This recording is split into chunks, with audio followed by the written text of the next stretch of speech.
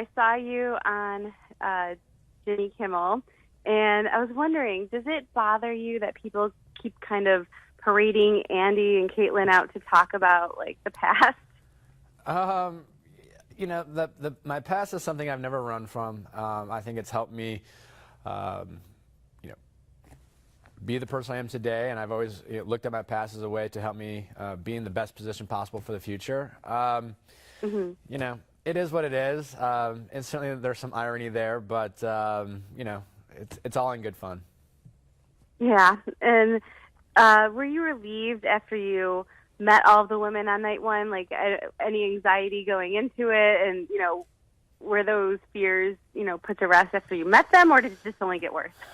I don't know if it got better or worse. I had a ton of anxiety and nerves before I met the women, and it was so great to meet them, and I was very excited to having met them. But then I was nervous about talking to them and making sure that I made them feel comfortable, that I did my part.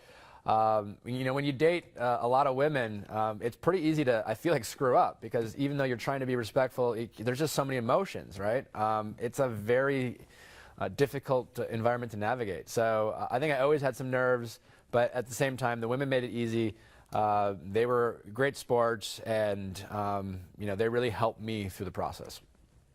And how do you think, being in Bachelor Mansion, as the competitor, and then now being on the other side of it, how do you think the house has, changed? And were you surprised at the dynamics between the women during this process?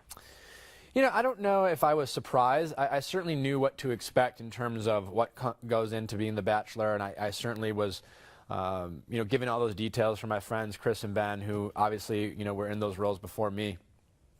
But you never. Every situation's different, right? But you certainly know that there is going to be tension. There's going to be drama. There's going to be emotions, and all you can do is just try to, do your best to make the most of each situation. And your family, were they like, okay, well, here we go again? Or did anyone try to talk you out of this, or were they excited that this was happening? I think they felt all the emotions that I felt, which were a lot of excitement, a lot of gratefulness, but some nerves. There's a lot that goes into it. There's no guarantee that it'll work out. There's always highs and lows, but I think overall they're happy for me. They're happy that I have this opportunity, and I think they just want it to all work out. And I think a lot of people are hopeful that it works out, but if it didn't, would you ever do this again, or is this it?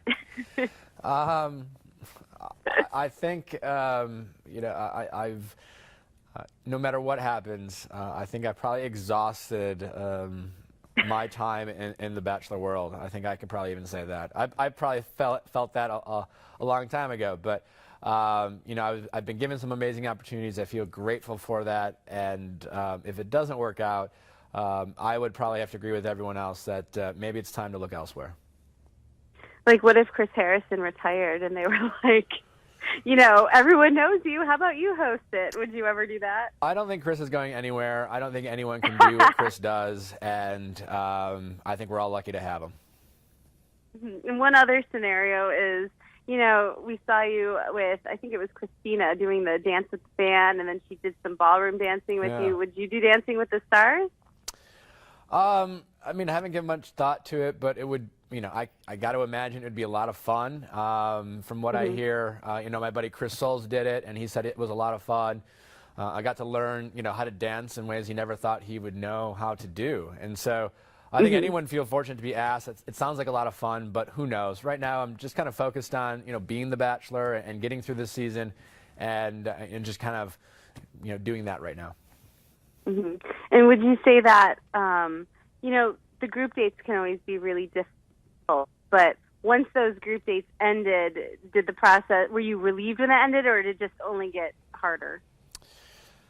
I try to enjoy each moment, right? Time is so limited in that world, and as difficult as group dates can be, I think it was really important for me to make the most of each situation. It was hard, it was tiring, it was physically and emotionally taxing, but I kind of knew what I was getting myself into. And you take the good with the bad, but each opportunity, each date was a chance to get to know all these women, and it was important for me to really take advantage of that and make sure that I was getting to know these women so I can make, good decisions. And do you know what we're going to be seeing this week? Like, have you had any previews of what's coming up for us? I have seen it, and I think people should definitely tune in because I think it's going to be very entertaining. The drama kicks off from the bat, for better or worse, hopefully for the better. I think, for example, a lot of people have a lot of questions about Liz and how that's all going to play out, and I think you'll start getting some answers about the Liz situation, and we'll be able to finish our conversation and kind of see where that goes. So there's also more. I think we start getting to know some of the women a little bit better, and relationships really start to form pretty early on, and I think it's going to be a pretty exciting season. Well, we can't wait to watch, and best of luck, and I hope that you've had a positive outcome. Thanks, Jennifer.